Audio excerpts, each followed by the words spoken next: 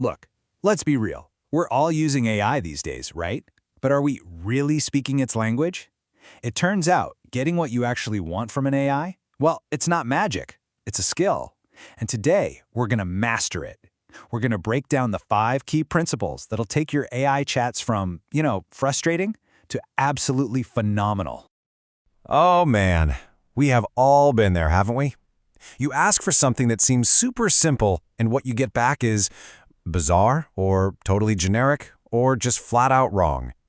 It's this universal feeling, and honestly, sometimes it feels like you're just talking to a brick wall. So picture this. You type in something really vague, like, give me some product name ideas. And what does the AI spit out? Just nonsense. Things like product-y or nameify. I mean, come on. It's so generic, it's totally uninspired, and it's just not helpful at all.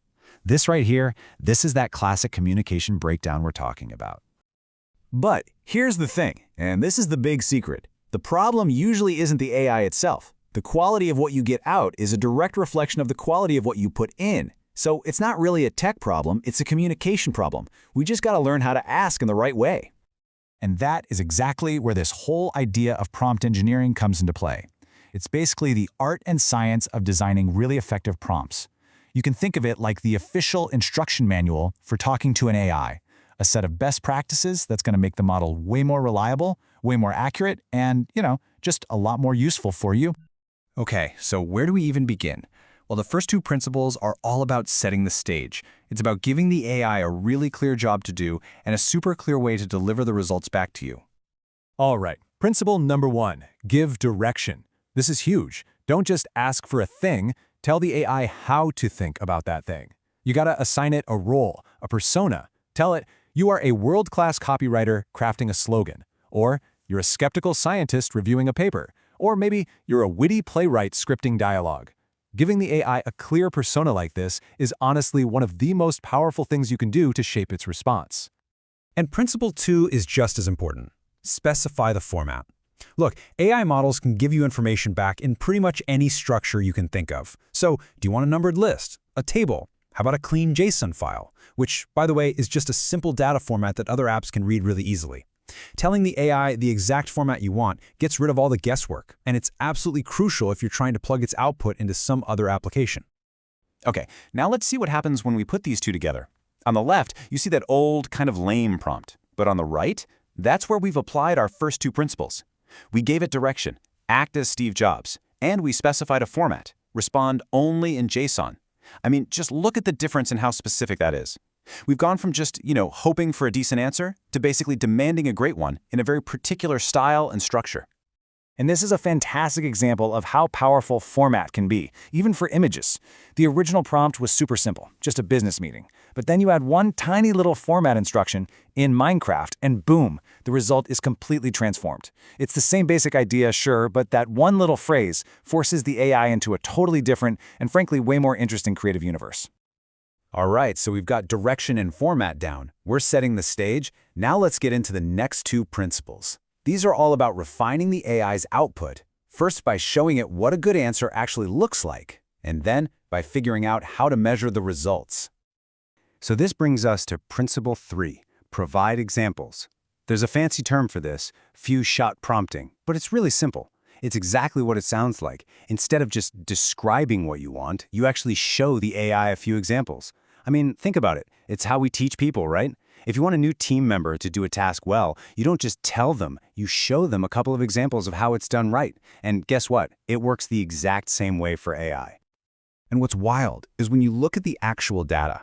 For some tasks, a model's accuracy can jump from like 10% with 0 examples all the way to nearly 50% with just one good example. That is a massive, massive improvement in performance from adding just one little thing to your prompt. It's a game changer. Okay, so you're starting to get better results, but the question is, how much better? And that leads us right into principle 4, evaluate quality.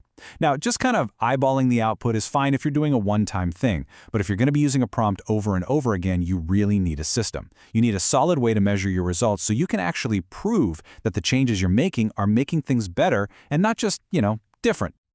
And this is pretty much how the pros do it.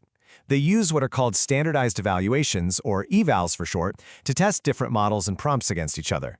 What you're seeing here is a comparison where a few different models are rated on their performance, with one model setting the benchmark at 100%. The point is, creating your own evaluation system, even a really simple one, is what lets you tweak and improve your prompts with real confidence.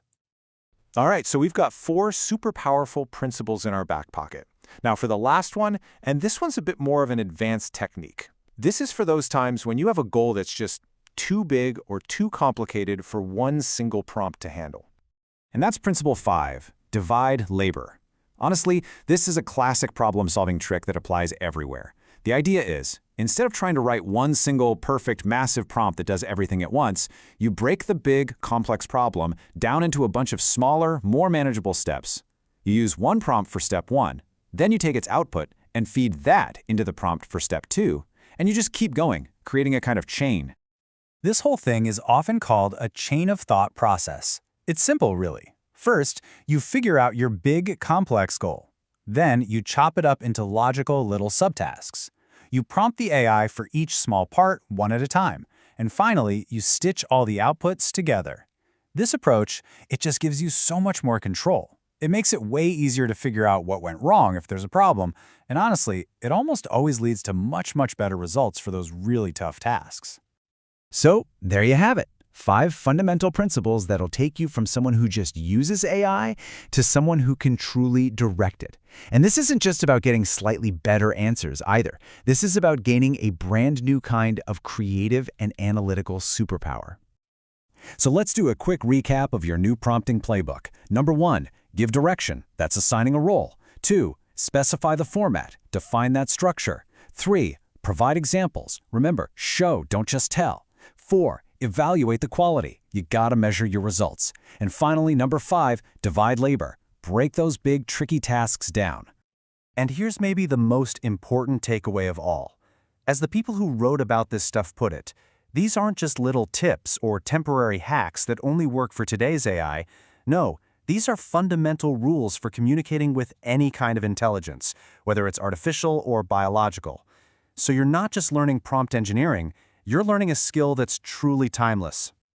So I guess the only question left is this. Now that you have the tools, now that you can really speak the language, what incredible, interesting, or maybe even world-changing thing are you going to ask AI to create next?